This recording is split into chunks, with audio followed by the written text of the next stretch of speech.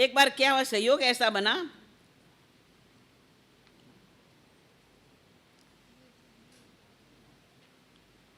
लक्ष्मण साध्वी का नाम 80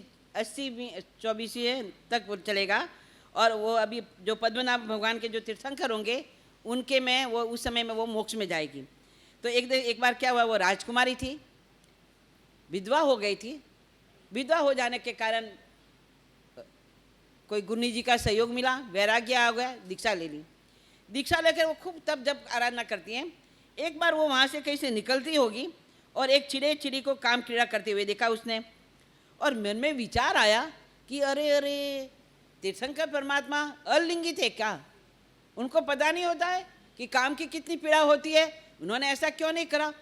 तो वो सोच करके उसने उस पर सोचा, और ये देखे कि अरे अरे साधु साधु में ऐसा क्यों नहीं है। तो इस प्रकार सोचने से बाद में उसको पश्चाताप आया कि अरे अरे मैंने अपने मोहनी कर्म के कारण कितना दुर्ध्यान करा, ये दुर्ध्यान करने लायक नहीं है, और वो भी मैंने साधुपने में किया, मेरे को इसका क्या करना चाहिए, प्रायश्चित करना चाहिए। अब वो गुरु जी के पास गई। अब जो सोचा उसका दुख तो है, लेकिन उस प्रायश्चित के लिए गुरु जी के पास गई तो गुरु जी से पूछा कि गुरु जी ऐसे कोई जीव होता है, उसके मन में ऐसे साधुपने में किसी के मन में ऐसा विचार आ जाए तो इसका क्या प्रायश्चित होता है। तो गुरु जी ने पूछा तेरे मन में तो नहीं आया क्या, तूने तो नहीं सोचा क्या। नहीं नहीं मैंने नहीं, कोई ऐसा सोच लेते तो। फिर भी गुरु जी ने बार बार पूछा, लेकिन उसने क्या करा, कपट रखा। क्या रखा, अब पाँव में एक कांटा होता है ना, वो कितना चुभता है, कितना दर्द करता है, ये एक शल्य रख दिया, ये कांटा हाथ में छुपा दिया, और इसके कारण उसने आलोचना तो गुरुजी ने को जो कहा, क्योंकि भगवान खुद जानते थे, केवली भगवान उन समय विचरते थे, लेकिन फिर भी उसने शल्य रखा और शल्य से प्रायश्चित किया। उसने कितने कितने तप किए, 6 दशम द्वार से निविगई 10 वर्ष से तय खमन ही दुविनिय 2 छेवय भुंजी जय छ मास खमन ही 16 विषम वासही अंबुले हिम च लखनम अज्जा एवं कुणतम वरिसम पन्नासम। आर्य लक्ष्मण इस प्रकार था कि 50 वर्ष तक बुरे विचारों के प्रायश्चित के लिए कपट तुप 10,000 वर्ष तक बेले किए, बेले और तेले, चौले और पंचोले का तप किया। निवी का पाने में निवी करती थी। 2 वर्ष के समय तक उसने भुने हुए चने का खाली तप किया। 16 वर्ष तक मासक्षमन किए, मासक्षमन का तप किया, और 20 वर्ष तक आंबिल तप किया। इतनी तपस्या करने के बाद भी क्या हुआ, शल्य वाला तप करने से वो अनंत संसारी बनी, न जाने कितनी कितनी वेदनाएं भोगनी पड़ी। दुर्धर तपस्या करने पर भी कपट के कारण उस आर्या ने संसार भ्रमण बढ़ा दिया। जम्बूद्वीप में जितने रेती के कण हैं, जम्बूद्वीप में आपको पता है कितना, 1 लाख योजन का, उसमें सारे रेती के कण जम्बूद्वीप में भरत क्षेत्र में अगली 24 में हमारा वो होगी। लेकिन हमारा तब कैसा शुद्ध होना चाहिए, पद्मा की साध्वी ने हृदय में शल्य रखने उसका आत्म शुद्धि रूप फल देने वाला नहीं हुआ, इसलिए शास्त्रकार भगवंत कहते हैं सल्लो जैवी कठुंग घोर वीरम तपम चेर दिववास ससेम तू तहोनम तसब निफलम। शल्य वाली आत्मा देवताओं के 1000 वर्ष तक कठोर तप, उग्र घोर और वीर तप के भी आचरण करे तो भी शल्य किया हुआ तप निष्फल जाता है, अतः सदा शल्य रहित होकर हमें करना चाहिए। इस तरह परवादेराज परमेश्वर के अंदर 8म तप का हमें अवश्य करना चाहिए, जैसे परमात्मा ने बताया है सम्यक प्रकार करके हमें कर्म की निर्जा करनी चाहिए। अब यहाँ पर वार्षिक प्रतिक्रमण का कार्योत्सव भी बताया है कि भी अपने दुष्कृत के अभी जो बुरे कर्म हैं तो कैसे हम यहाँ पर बताया है कि प्रतिक्रमण का भी विधान बताया है। देवसी प्रतिक्रमण, राइक प्रतिक्रमण, पक्षी प्रतिक्रमण, चौमासी प्रतिक्रमण और संवत्सर, ये 5 प्रतिक्रमण होते हैं प्रायश्चित के रूप में अपन करते हैं ना। तो देवसी प्रतिक्रमण और राय प्रतिक्रमण में 100 लोग 100 का श्वासोश्वास का, यानी कि 4 लोग का कार्य करते हैं। इसमें कितना होता है, 1 लोग में कितने श्वासोश्वास, 25, तो 4 लोग में कितना हो गया, 100 श्वासोश्वास का कार्य करना चाहिए। पक्षी के अंदर कितना करते हैं हम, 12 लोग का, तो कितना श्वासोश्वास हो गया, 300, कितना हो गया 300। और फिर आ गए चौमासी में, चौमासी प्रतिक्रमण में कितना हो गया 500, 20 लोगों का होता है ना, 20 लोगों का है तो 20 और 5 को गुना कर दो, 500 हो गया। और संवत्सरी के अंदर 1008 श्वासोश्वास प्रमाण का कार्योत्सक हमें करना चाहिए। इस तरह से संवत्सरी प्रतिक्रमण में 40 लोगों का कार्योत्सक किया जाता है। शास्त्रों में कहा गया कि जितने पद उतने ही श्वासोश्वास लोगों पद 28, लेकिन 3 पिछले पद छोड़ दिए गए। चंदेश निर्मला शुद्धि कार्योत्सक होता है, लोगस गिनने का विधान है। इस प्रकार 40 लोगस का 1008 श्वासोश्वास प्रमाण का कार्योत्सक करना चाहिए,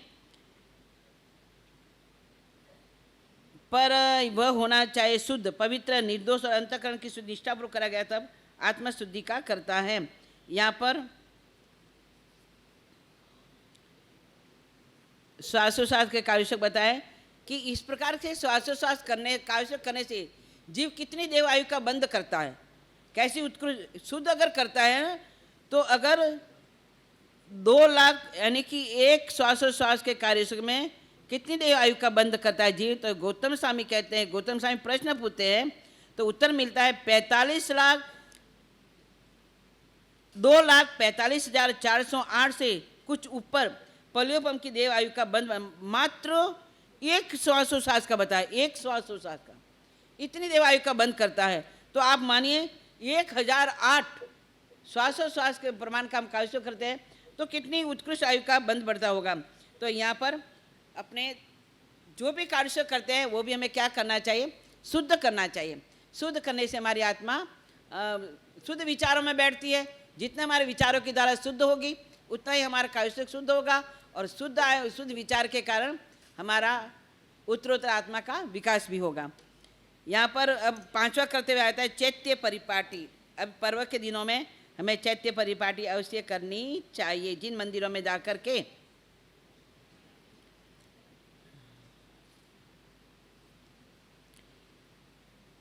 एक उत्साह और समारोह पूर्वक दर्शन पूजन भक्ति करने से चैत्य परिपाटी कहते हैं। अब चैत्य परिपाटी किसके, जो हम समारोह के साथ जाते हैं, सामूहिक रूप में जाते हैं, जिससे क्या होता है कि जो दूसरे लोग होते हैं ना वो धर्म से प्रभावित होते हैं कि चलो भाई जैनों में ऐसा निकला तो दूसरों को धर्म में स्थिर होती है। पर्वादिराज पर्व के ये करते हुए भी हमारी प्रवृत्ता की तरह अवश्य में करना चाहिए। चैत्य परिपाटी करने से शासन की प्रभावना होती है, वृद्धि होती है। ये नहीं सोचना कि ये आडंबर है। चैत्य परिपाटी हमारी शासन की प्रभावना है और सम्यक्त्व का कारण है। सम्यक आपको पता है, ये भी इसमें ये बात भी आएगी जब हिरसू जी महाराज का तो चंपा सारवी का जो दृष्टांत आएगा वह भी एक प्रकार की चैत्य परिपाटी ही मानी जाएगी, क्योंकि चंपा श्राविका को देख करके ही अकबर बादशाह के ये भाव बने थे। जिन मंदिर में जाकर के परमात्मा सम्यक तो निर्मल होता है, मंदिरों की सार संभाल होती है और निरीक्षण करने से का अवसर मिलता है। चैत्य परिपाटी करने से क्या लाभ होता है, परमात्मा के दर्शन करने से सम्यक निर्मल होता है। मंदिरों में जो भी अशुद्ध, हम तो जाते तो पुजारी के भरोसे जाते हैं, अरे पुजारी तूने चंदन नहीं घोटा, अरे पुजारी तूने झाड़ू नहीं निकाला, अरे पुजारी तू पानी लेकर के नहीं आया। हम क्या करते हैं, पुजारी को डालते। करना कौन है, हम भगवान के पुजारी नहीं हैं, हम परमात्मा के प्रभु तेरा दासानुदास, तेरे दास का भी मैं दास हूँ। भाव तो ये हो कि हे परमात्मा मैं तेरे दास का भी दास बनूं, ये भावना होनी चाहिए। पर हम क्या करते हैं, पुजारी को कहेंगे तूने ये नहीं करा, तूने वो नहीं करा, तू कलश ला के दे दे, तू ये कर दे, ये दीपक एक एक काम हम पुजारी पर जाएंगे। नहीं, हमें अपने हाथों से करनी चाहिए। और चैत्य परिपाटी भी इसीलिए होती है कि हम जाकर के मंदिरों में निरीक्षण करें कि क्या अशुद्धि है, क्या क्या हो रहा है, क्या मंदिर में सफाई है कि नहीं है, मंदिर में कोई उपकरण की जरूरत है कि नहीं है। इस तरह से निरीक्षण करें, ये हमारी चैत्य परिपाटी का विधान है। अब यहाँ पर आचार्य वज्रस्वामी जो एक शासन प्रभाव का आचार्य बने, उनका इस दृष्टांत है। आचार्य वज्रस्वामी 10 पूर्व के ज्ञाता थे और उनके पास अनेकों लब्धियाँ थी और उनकी सेवा में तिरेन जम्बर नाम के देव भी रहते थे। एक बार देश में अकाल पड़ गया तो लोगों ने जाकर श्रावक श्राविकाओं ने विनती करी कि गुरुदेव अकाल है, अब क्या करना। तो गुरुदेव ने अपने ज्ञान से जाना, जहाँ सुकाल था, महापुरी नगरी में जहाँ सुकाल था, उन्होंने अपनी विद्या के बल पर एक पट्टा की रचना करी और सारे श्री संघ को उस पट्टे पर बैठाया। जब भी महापुरुष हुए ना, हमारे यहाँ पर जिन शासन में शासन प्रभावक जो महापुरुष हुए हैं ना, उन्होंने समय आने पर जिन शासन की रक्षा के काम किए, जिन शासन की रक्षा की है, इसलिए वो शासन प्रभावक महापुरुष बने हैं। अभी आप देखना अंबाला के अंदर 108 महापुरुषों का शासन प्रभाग, उनका विवरण भी लिखा जाएगा, सब कुछ है। वो कैसे कैसे अपने समय में उन्होंने शासन की प्रभावना के अंदर कैसे काम किए। जैसे वज्र स्वामी ने किए, ऐसे अनेकों राजा महाराजा हैं।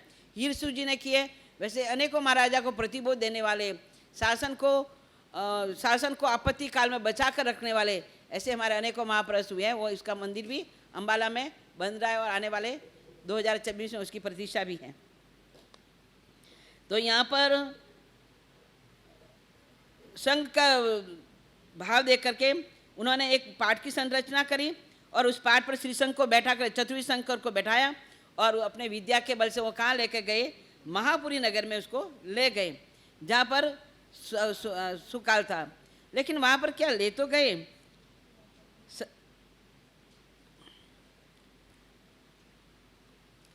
नगरी में राजा, लेकिन वहाँ का जो राजा था ना, वो बौद्ध धर्मी था।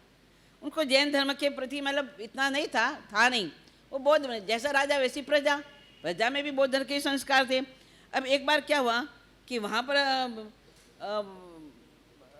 प्रहलादिराज पर्युषण आए, तो जैनों के पर्व के दिन आए, तो वहाँ लोग सोचने लगे कि हमें प्रहलादिराज पर्युषण आए हैं तो हमें पुष्प की जरूरत होगी। तो वहाँ का राजा देखा तो सारे पुष्पों को क्या करना, जैनियों को देने से मना कर दिया और महंगे कर दिए कि भाई जैनों को पुष्प नहीं देना है, जैनों से पैसे ज़्यादा लेना है। इस तरह से ये दृश्य देख करके लोग जा कर के वज्र स्वामी से शिकायत की कि गुरुदेव अब हम क्या करेंगे, प्रहलाद पर्युषण में हम पुष्प के बिना कैसे पूजा करेंगे। तो उस समय वज्र स्वामी ने सोचा कि चलो हमारी शासन प्रभावना होनी चाहिए और राजा भी प्रभावित होना चाहिए। तो अपनी विद्या के द्वारा वो वहाँ से निकले और वहाँ से वो एकदम हुतासन, एक बाग था महेश्वरी नगर में, महेश्वरी नगरी में हुतासन नाम का बाग था, वहाँ पर गए जहाँ उनके मित्र पिता धनगिरी के जो मित्र थे जिनका नाम था तड़ित, वहाँ पर जा कर के उस माली ने देखा कि ओहो आज गुरुदेव यहाँ कैसे पधार गए, क्या बात है। तो उन्होंने कहा कि मैं एक काम से आया हूँ। काम क्या कि तेरे उद्यान में, तेरे बगीचे में जितने भी फूल हो मुझे चाहिए। बोल कितने फूल होते हैं, उन्होंने कहा 20 लाख। तो 20 लाख के 20 लाख फूल तुम तैयार करके रखना, ये हमको चाहिए। तो उन्होंने कहा ठीक है मैं वापस आता हूँ।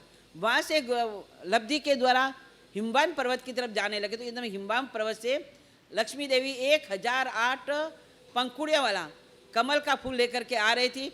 वो सिद्धायतन में जा रही थी, यानी जहाँ शाश्वत भगवान है उनको भक्ति करने के लिए जा रही थी। तो उसने जैसे ही उन्होंने वज्र स्वामी को देखा और पूछा गुरुदेव आप कहाँ जा रहे हो। क्या मैं इस तरह से जा रहा हूँ। कि नहीं गुरुदेव मेरे पास में ये फूल हैं, आप ग्रहण कीजिए।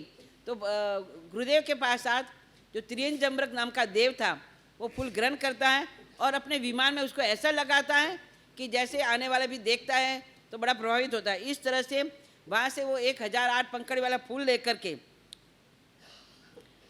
और साथ में 20 लाख जो फूल इकट्ठे कर वहाँ से वो लेकर के देव विमान के द्वारा और गुरुदेव अपनी विद्या के द्वारा बस कहा जाते हैं महापुरी नगरी में जाते हैं। और वो ये दृश्य देख करके वहाँ के लोग बड़े प्रभावित हुए, अरे हमारे पर्व में देवता पुष्प लेकर के आए। लेकिन वो सारे कहाँ गए, जैन मंदिर की तरफ गए। ये देख करके राजा बड़ा प्रभावित हुआ और वहाँ पर राजा को उन्होंने क्या करा, वज्र स्वामी ने राजा को वहाँ पर प्रभावित करा। इस तरह से यहाँ पर शासन की प्रभावना हुई। जिन बंदे पर्युषण में 8 दिन बड़ी शोभा से हुई, बड़े ठाट पाट और जिनेश प्रभु की भक्ति हुई, सकल अर्चना सकल संघ ने परवादन किया और सारा नगर आश्चर्य से चकित हुआ। आचार्य श्री वज्र स्वामी की दिव्य शक्ति से राजा बोध प्रभावित हुआ और जैन धर्मी बना। इस प्रकार में समय समय पर क्या करनी चाहिए, जिन शासन की प्रभावना करनी चाहिए और हमें इसमें सहयोगी बनना चाहिए। हमें चतुर्मास के अंदर भी चैत्य परिपाटी करनी चाहिए। सामूहिक मंदिरों में जाना, बाजे गाजे के साथ जाना, परमात्मा की भक्ति करना, ऐसे कार्य हमें करने चाहिए जिससे अन्य धर्मी लोग भी प्रभावित बन सके। अब आया है लास्ट का है हमारा कर्तव्य है जो हमारी प्रवर्तना